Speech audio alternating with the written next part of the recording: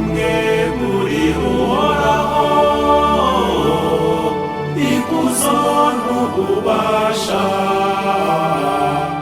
nimumupfukamire, kuko ari we nyir'ubutagatifu.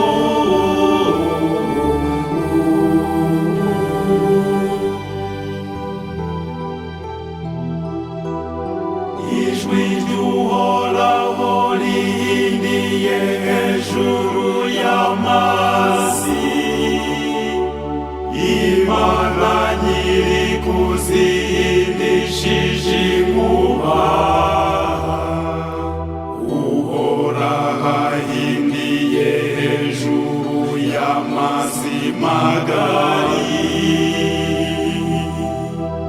Bana b'Imana, nimwe muri Uhoraho, ikuzo n'ububasha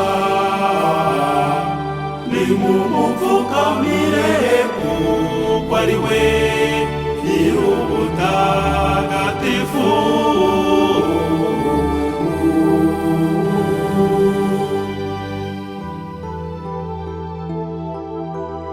Ijwi ry'Uhoraho rivuganye ubukaka,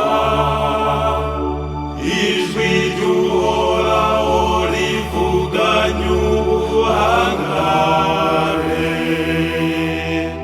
ijwi ry'Uhoraho rihwanyagura ibiti by'amasederi.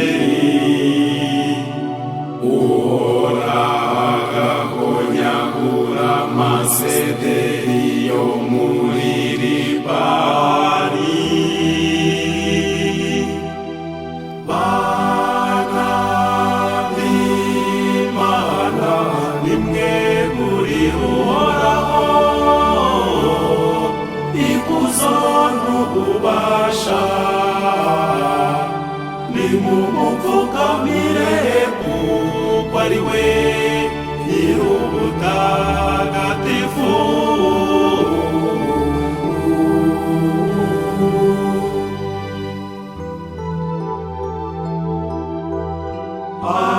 Arakinagiza Libani nk'inyana y'umutavu, n'ibisi bya Siyoni nk'ishashi y'imbogo.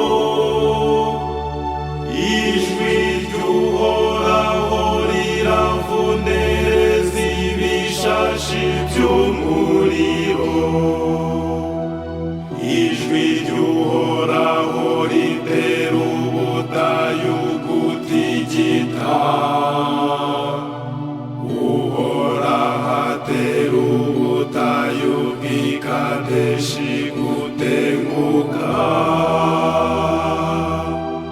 Bana b'Imana, nimwe muri Uhoraho,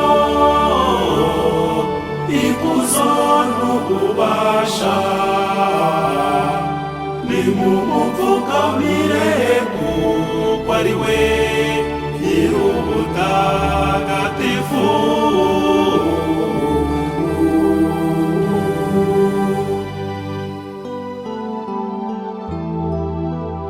Ijwi ry'Uhoraho rirakangaranya, impara ziriho zivyara,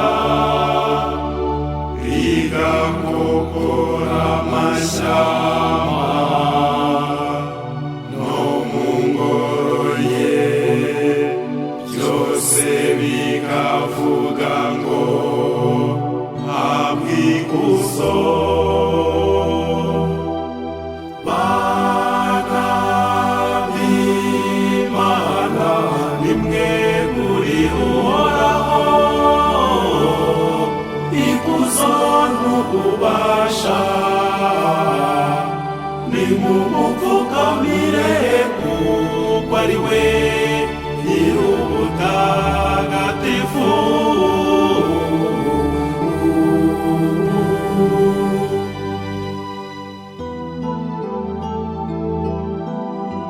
Uhoraho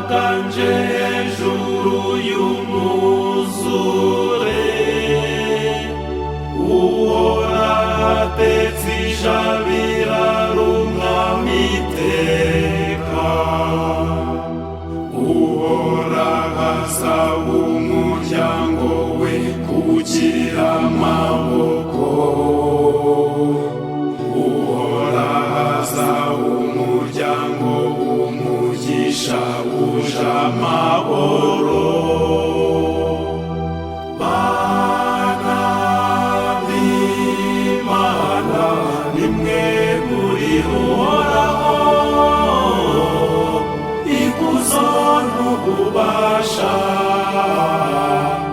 nimumupfukamire kuko ari we